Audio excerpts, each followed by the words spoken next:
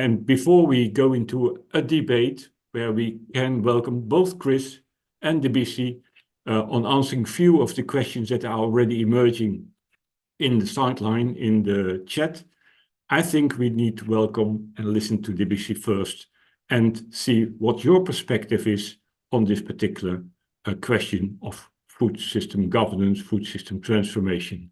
Thank you. Thank you very much, Bart. You will find that Chris and I aligned on quite a lot around food systems governance. Again, it's an honor and a privilege to speak with you all today. I'm speaking to you from Nairobi, Kenya. Now, Chris, it's interesting that you also had the double Big Mac in your slide. I took this photo in I think it was 2020 or 2021, and I just couldn't, I had to pick my jaw up from the floor to see a double Big Mac. I mean, the Big Mac is already, the quintessential image of excess when it comes to fast food, but then for a limited period, McDonald's was selling this double Big Mac, and I thought it was something that would make an interesting prop in a future presentation, and so here we are. Anyway, so you all familiar with agriculture value chains. I don't want to sort of rehash this or go into it. I find that when we talk about food systems, I'm yet to find a graphic representation that does justice to the complexity of food systems. This image, for example, is one I use, but I'm not happy with it because it shows something almost like a cycle. In reality, food systems are more like neural networks. Everything's connected to everything else. And then there are multiple layers. So it's a three-dimensional relationship. So I'm hoping, maybe one of you could be bright enough to come up with a really inspiring graphic of food systems, the complexity to help us, explain this better to a wider and non-technical audience. Now, just setting the scene, global food and ag is, Chris mentioned in his presentation that the food lobby outspending the defense lobby in the United States, but there's good reason for that. The food and agriculture GDP is 10% of global GDP. It's $10 trillion, roughly, probably slightly more now, maybe around $11.5 trillion. So 10% of global GDP is food and agriculture. Now, in last year, just a shade over a year ago, early last year, the Food Systems Economics Commission unveiled a new economic model that maps the impacts of two possible futures for global food systems. In it, they talk about the economic value of food systems' negative externalities as being well above $10 trillion. The externalities above $10 trillion.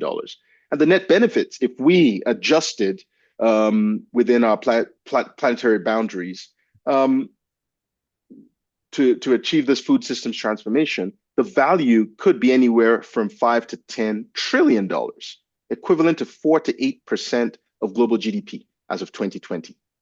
So there's a lot of money on the table and there's a lot on the line when it comes to transformation. So if agriculture is the solution, what is the challenge? Because of course we want the agriculture and food sector to create high value jobs. We want it to improve the environment. We want to nourish the population. We want to increase income. We want to increase productivity. We want to transform rural areas. Is there anything else we're not willing to chuck into the agriculture and food sector? Because we want this catch-all silver bullet to come from one sector. I think there's also the other context of where the world is heading. By 2050, a quarter of the world's population will be African, and another quarter will be South Asian. So between Africa and South Asia, we will have half of the world's population by 2050. We need to pick up the pace when it comes to transformation. I'll explain why shortly. So this is my simple definition of agriculture transformation. I know we talk about it a lot, or food systems transformation. It's a public sector enabled, private sector led process. Now, just because I've mentioned public sector and private sector, that doesn't mean they're the only two stakeholders involved in this. But when you think of what does it take to create an enabling environment by the public sector. You know, you think of lobby groups, you think of civil society advocates, you think of academic researchers that put the knowledge into the policy frameworks, the design of policy. It's not exclusively the purview of government. Government might make the final decision, but a lot of data is fed into that process from multiple stakeholders. And the same thing with the private sector. How does the private sector lead? You know, private sector isn't some amorphous, entity. Private sector is everyone in reality.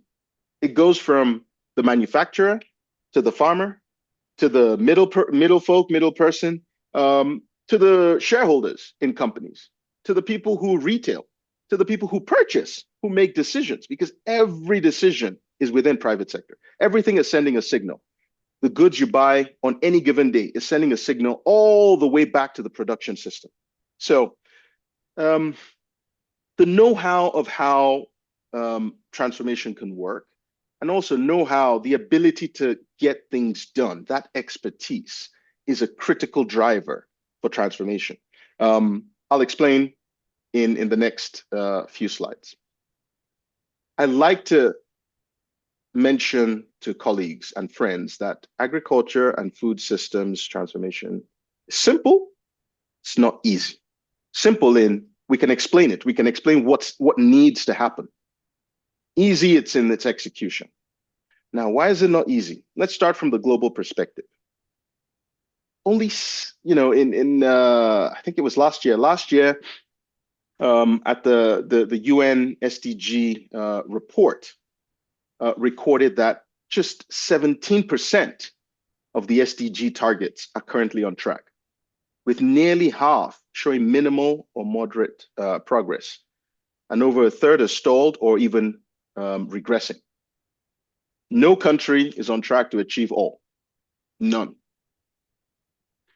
They've mentioned the lingering impacts of COVID-19, conflicts, escalating conflicts around the world, global geopolitical tensions, of course, the evolving climate crises we find ourselves. And then, critically, they talk about this additional 23 million people who've been pushed into extreme poverty around the world, and over 100 million more suffering from hunger in 2022 compared to 2019. So it's not that the SDGs weren't ambitious. It's not that it doesn't have the frameworks, the platform. It's got all the right personalities, and it's not working at the global level. Let me sort of zoom in to a continent's case. Let's look at Africa. In 2003, the African Union set up the Comprehensive African Agriculture Development Program, CAADP, and with targets for 6% annual growth in agriculture GDP, allocation of at least 10% of public sector expenditure to the sector, targets for job creation, food security, strengthening resilience. Really good, just as similar, to the SDGs. Now, these 7 commitments came up in Malabo in 2014 at the renewal of CAADP. And then within that, they set up a biennial review mechanism where every 2 years they would review the progress member states were making towards achieving these targets by 2025, this year. So what happened? The first biennial review in 2017, 47 countries reported, self-reporting, by the way, 47 countries reported. Of those 47, 20 were on track to achieve the targets by 2025. 2019, of the 49 countries that reported, only 4 countries were on track to achieve the targets. In 2021, of the 51 countries that reported, only 1 country was on track. And by the final biennial review in 2023, of the 49 countries, no country was on track. So it's just a reflection of what's going on around the world. It's not about the technical stuff. We can set these objectives, these ambitions, but we're not achieving them. So what is missing? And now we've moved on, of course. There's a new phase of CAADP, which was signed in Kampala in Uganda in January. Under the Kampala Declaration, again, lofty targets, lofty goals, highly ambitious and inspiring. But what lessons have we learned from the last decade that might inform the success or any chance of Kampala succeeding? And this is why I feel there's an aspect to food systems transformation that Chris touched on, but I want to sort of hit this on the head, and it's leadership. Now, a professor of the practice of leadership at the Harvard Kennedy School, Ron Heifetz, defines leadership as the act of mobilizing a group of individuals to handle tough challenges and to emerge triumphant in the end. Why is this important? We can split challenges into two broad categories. Broad, it's debatable, but broad. One, technical problems. And the second, adaptive challenges. Technical problems, they're easy to understand, easy to identify. You know when the problem is there. You can even prefer solutions. And it can be solved by experts. If you have the technical expertise in the field, you are equipped to solve it. And you can implement the solution quickly. It requires minimal discomfort to implement the solution. An example of a technical problem, for the sake of this call, is if, for example, I'm speaking or my lips are moving and suddenly you don't hear me anymore. You can tell I'm speaking, but you can't hear anything. What's the first thing everyone says? Unmute yourself. It's a technical problem.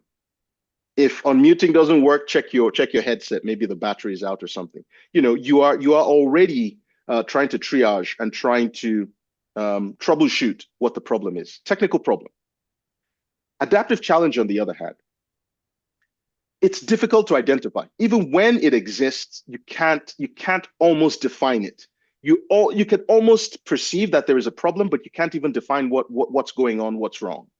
The solution to adaptive challenges requires a lot of experimentation. You're going to have to perhaps let go of some core values that you hold, some of your beliefs. It will require solutions that are not fully within your locus of control. So it's not within an individual or a group. Multiple people need to come together to solve this. It requires a lot of collaboration and experimentation, which is adaptive, meaning you're iterating. So even when you're trying out the solution, you're not quite sure if it will work, but you have to experiment. Now, given that broad description of why leadership matters, Brian Kaplan, an economics professor at George Mason University, talks about the idea trap, why some bad ideas persist. Brian says, bad ideas can lead to bad policy, and bad policy leads to bad growth. And then bad growth reinforces bad ideas. And the inverse is the same. Good ideas lead to good policy, good policies lead to good growth leads to or reinforces good ideas. We find ourselves, I think, in food systems stuck in a cycle of bad ideas, and we keep trying to break free. And as I said, it's easy to or simple to explain, but it's hard. It's hard because not a single person, there's no single hero who is going to float down from the skies to fix this. We're all going to have to roll up our sleeves, knuckle down, and get things done. It's not easy. Why? Because people resist change, as Chris mentioned. Now, why do they resist change? A lot of people resist change because they fear loss, whether it's loss of prestige, loss of power, loss of influence, loss of income. And a lot of losses when you think about food systems transformation, the changes that will be required of us. Some are perceived losses and others are real, and so how do you ensure that you carry this entire community along in a way that even though there are losses, it's not a zero-sum thing where someone's loss or someone's gain is coming at the expense of another person. Everyone has to win collectively. Take to your conclusions, Debisi. Am I 20 minutes already? Yeah. No, that's not possible. Close to. Okay. Because just like Chris, I'm timing myself. So if we were to stare into a crystal ball and look at policy and governance and technology, this is a hypothetical mapping of, if you look at the top left quadrant, that's, a 2x2 matrix. Most economists will be used to this. Top left corner would be the ideal. That's where we all want to be. Bottom right is what we want to avoid. It's not going to be one thing. It's multiple things, and we're going to have to experiment. I used to be a senior advisor in government, and I could tell you from my time in government that public policy is fraught with being, you have to be extremely conservative. Why? Because if you try experiments and it fails, see, in the private sector, you're told to break things and break them fast and move on. Yes, but you can't do that in public policy. If you fail in the implementation of a public policy, that could either be A, your job, B, your boss's job, C, your government being voted out and not being able to do the hard long-term work. And so governments tend to focus on quick wins, short-term gain. In reality, food systems transformation won't happen with these pockets of short-term activities. You need to work in decades. And so it's the conundrum of how do you experiment? How can you be afforded the environment of experimenting in this short and highly punitive space, at least from the public policy perspective.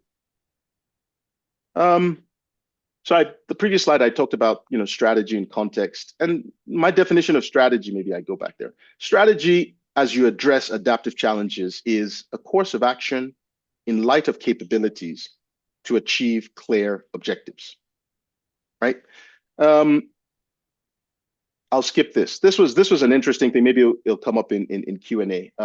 I talk about capabilities here, and Ricardo Hausman, a professor of economic development at the Kennedy School, again, talks about the complexity of capabilities and how you build words. We need to be able to afford ourselves, and this is not just government, this is not just private sector, everybody needs to be able to experiment in putting words together to address the challenges of transforming food systems. And I leave you with this case from Nigeria. So in 2012, Nigeria introduced an electronic farmer registration database. Farmers were registered, farmer location, crops they grew, the size of their farms, to improve the input subsidy program of the government. It's great. The efficiency of accessing inputs increased. The number of women went up by over 300%. Farmers' access to financing, all the dream and utopian things we talk about on transformation, at least from the farmers' end, happened. Now, in late 2012, Nigeria experienced massive floods. These floods devastated parts of east and southern Nigeria. But because the capabilities of this database existed, Nigeria was able to bounce back. The resilience from the flood was very quick. Not only that, but there was no little impact on the CPI, Consumer Price Index. So it was very smooth. Now, this capability, Nigeria was the first country, at least to my knowledge, in Africa and probably in the world at the time that was doing this at scale. This is the electronic farmer e-wallet system. And then you would have thought, okay, this is a good foundation. This is an example of what we think about capabilities. If you think about food systems transformation, think of it in terms of capabilities. If you can do one thing well, you can probably do the next thing well as well. Think of it like going to the gym. Your first day at the gym, you're not going to be lifting or bench pressing 50 kilos or bench pressing twice or three times your weight, your body weight. But what happens over time with constant commitment is you get better. And then when a new person comes to the gym, they look at you and they look at you as an inspiration. Why? It's when you're able to do one thing that you're able to do the other things. And this would have been a precursor for other things that Nigeria could have been able to do. But what did Nigeria do? So I said in 2012, this was introduced. In 2015, there was an election. The government was voted out. A new government comes in and just suspends the entire program. And of course, everything, the institutional knowledge, the capabilities, everything was lost. And so going back to the original point, food systems transformation. I mean, that's what I want to leave you with. And I believe, in your fields, you are experts. I want you to figure out how you reach across the divides, reach out to stakeholders outside of your niche, outside of your circle of comfort, because the solutions do not lie neatly within your own spheres of influence. Thank you very much. And that's indeed very, very great, Debisi. And Valentine, but even more mind-blowing also to me, to take us from Nigeria into your gym, to the SDGs, and connecting to Chris at the very beginning.